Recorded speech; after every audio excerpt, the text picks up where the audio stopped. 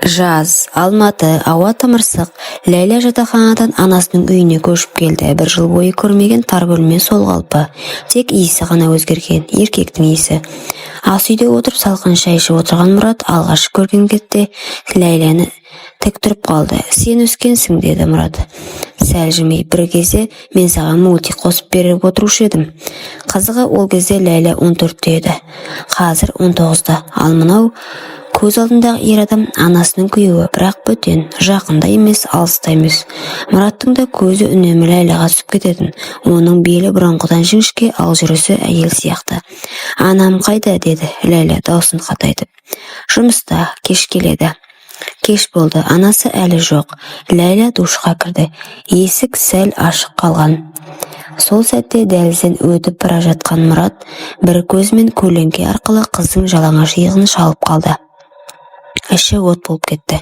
Жоқ, бұл дұрыс емес, деді ішінен.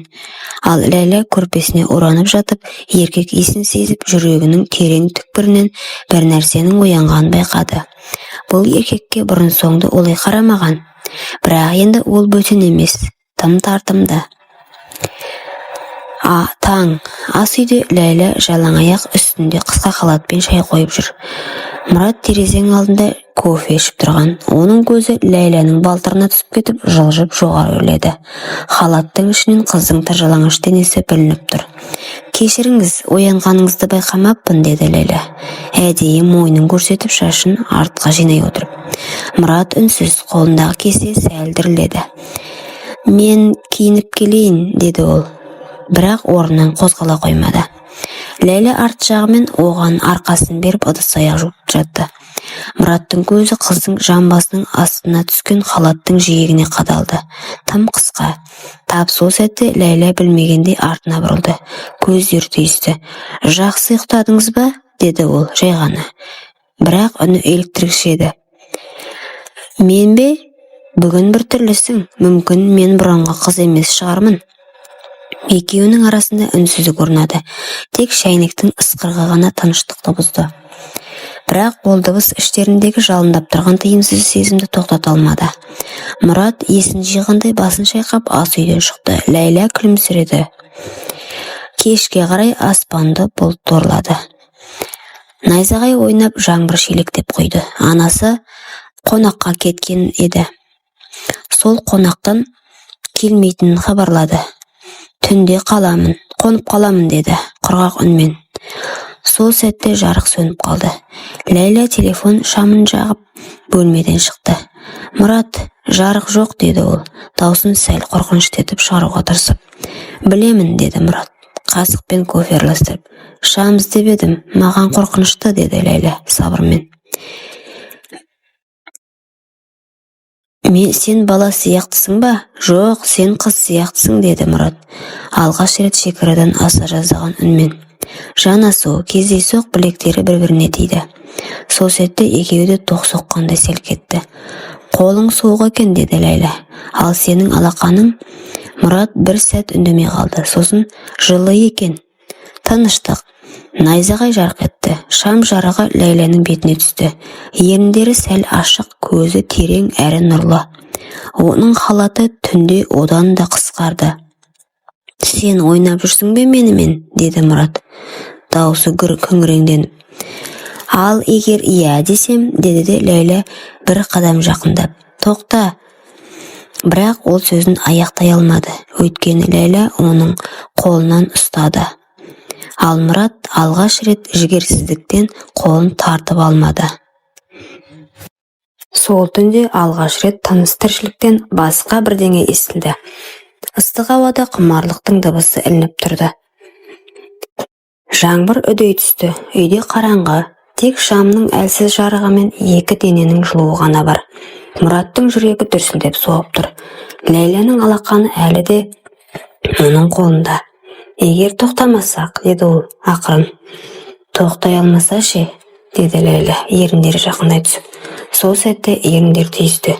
Әуелі баяу, сосын құмарлықпен. Мұрат өз-өзін жоғалтып алды.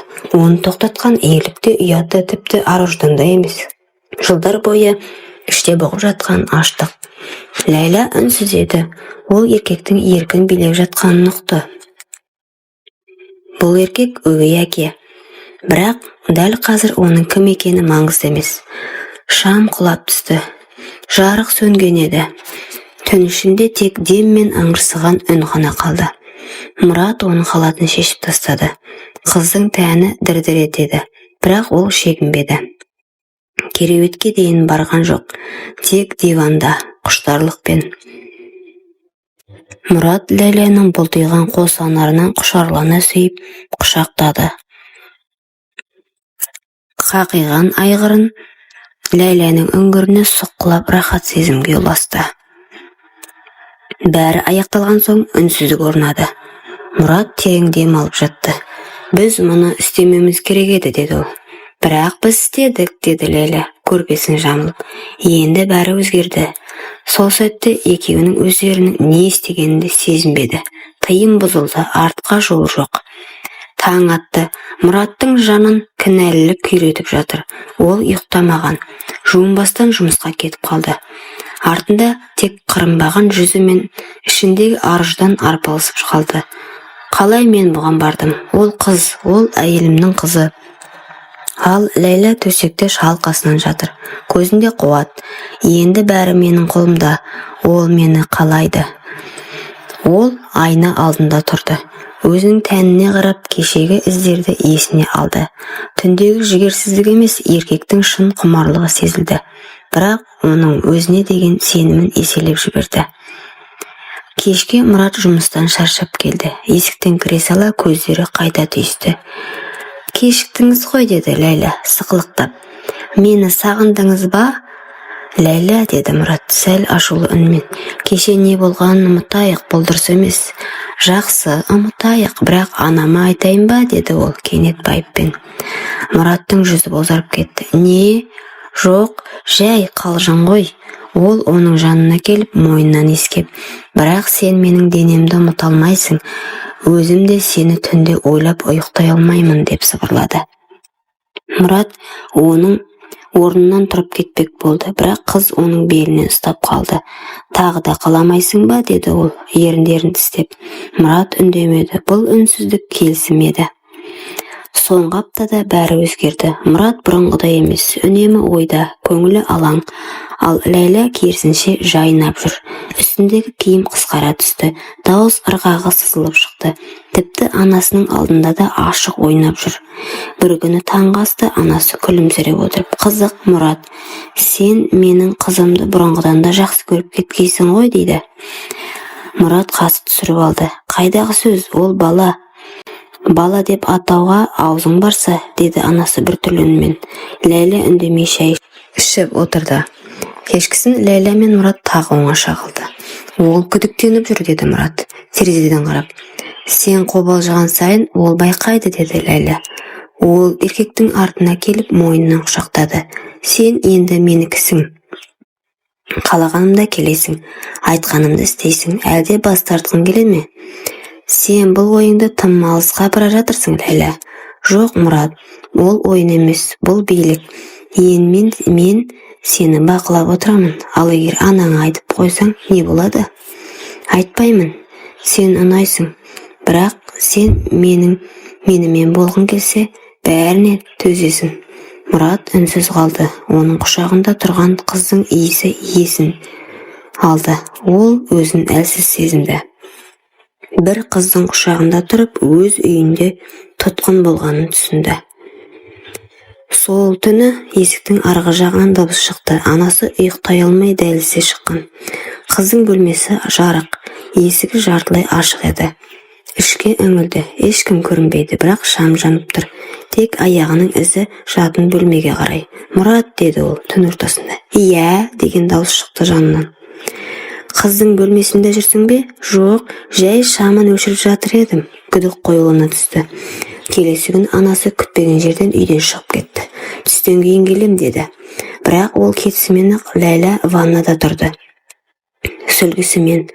Мұрат оны көріп артына бұрылғанда қыз жалаңаш денесімен еркектің алдында тоқтады. Енді жоқ деме, деді ол. Кеш қалдық. Ол оны құшақтады. Еріндері түйісіп ыстық бұл ваннаның ішін басып кетті. Бұрынғыдан да жабайырақ құмарлықпен. Дәл сол сәтте есік сықырлады. Анасы келіп тұр. «Ләйла», деді ол, «үйде ешкім жоқ». «Ешкім жоқ па?» Ваннада үнсіздік. Екеуі қатып қалды. Сүлгі жерге түсіп кеткен. Ләйла Мұраттың денесіне жабысып тұр. «Мені жасыр», деді ол ақырын. Мұрат үнсіз есіктің жауып, қызды душтың артына жасырып үлгірді. Анасы кіріп келді. «Мұрат, кім бар? Мен жуынғалы жатыр едім». Анасы күдікпен қарап ваннаға бір көз тастады. Сосын, «Қызық, үйде әйел иісі тым қою», деді. Ол шығып кеткенде Ләйла сыбырлады.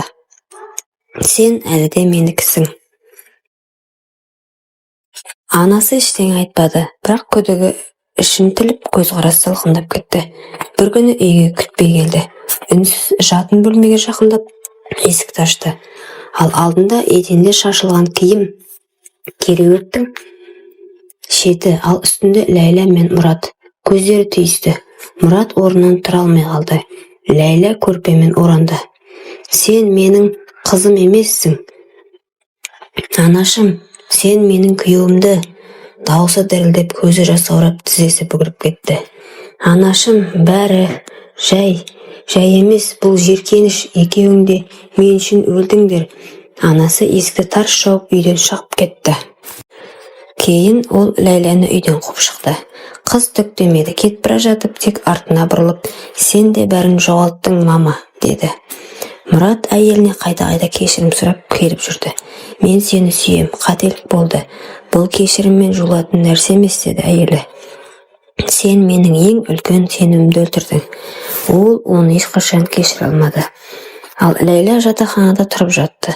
Қарапайым, тар бөлме, ешқандай ыстық құшақ, ешқандай тыйымсыз құмарлық тағылмады. Сол жерде бір күні өзіне 20 жас үлкен, ажырасқан, ақшасы бар, бірақ жалғыз еркекпен танысты. Ол оны әйел етіп алды. Бірақ бәрі жайлы емес еді. «Мен бала сүйгім келеді», деді ол. Дәрігерлер, «Кешіріңіз, бала көтере алмайсыз», деді. Ләйла үнсіз отырды. Жылдар өтті, байлық болды, жағдай болды. Бай еркек жатақханадан алып кеткенмен бақыт орнамады. Жылдар өтті, байлық болды, жағдай болды. Бірақ үйде үнсіздік. Бос терезе алдында отырып, ол әлгі жаңбырлы түнді еске түсірді. Сол құмарлық бәрінің басы еді. Өмір өкінішпен өтті. Жүрегі ешқашан аналық махаббатты сезінбеді.